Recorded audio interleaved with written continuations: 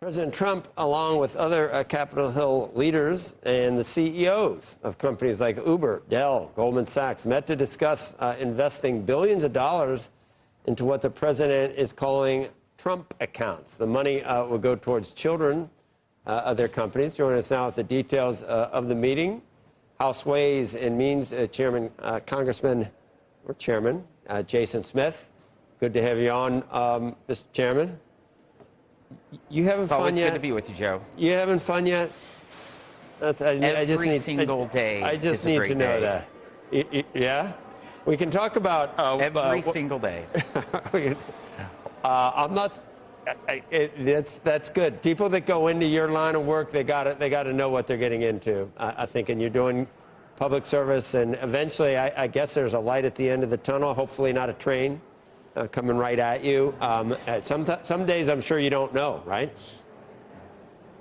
You don't know, but I always say expect the unexpected, and that's in fact what we've been doing. We've been preparing since I've been chairman of the House Ways and Means Committee for this moment. So over 2.5 years in educating all of my members about the expiring tax provisions and all different aspects of the tax code to help deliver the tax portion of the One Big Beautiful Bill. You know what? I think you were there yesterday, and I saw everyone. I saw David Solomon and Dara and Michael Dell, and one of the funny lines was to fund these accounts. If you took what Gavin Newsom has spent on that rail, whatever that was, that pipe dream of what they were building, and it's 100 times over budget or something, you could have, I think they said you could have set up health accounts for 40 billion of our children, which we don't have. That's exactly right. It would have funded for every children and then some, according to the comments that was made yesterday at that roundtable. This is a very small investment that you can do for the future of America, to allow them to have ownership in America's economy, where they have an investment fund created when they are born, and they watch it grow. They see the involvement, and being involved with the stock market is extremely important. Roughly 60% of Americans are involved in the stock market. This allows every child that's born from here on out for the next several years, whether that they live on a city block or on a county road, they're treated the same. This is the likelihood that this comes to fruition. What do you think it is at this point? It's a priority of President Trump. It has his signature name on it, the Trump investment accounts. I see that we had no problem passing in the House of Representatives. I would expect the Senate would also maintain the president's priorities and help putting it on his desk. It is the right thing to do for families. This tax bill is the right thing to do for pro-growth policies, for small businesses. The Senate's going to deliver their side of the agreement. What do you think is coming back to you from the Senate? If you had to guess, what's it going to look like? Well, you know, the Senate's having to do the same balancing act that we did in the House. We had to thread a very careful needle, could only lose a couple members. They can only lose a couple senators, but they're dealing with the same dynamics that we had, whether it is the debt and deficit hawks that want to cut more spending, or whether it is people who do not like SALT. Of course, there's not a Republican senator representing a SALT state. That's a dynamic that we had in the House. They also have to look at all the green credits. That's something that creates a lot of interest. Some people want to eliminate every green credit, and others want to use a scalpel approach. So it's all about balance. They have to thread that needle.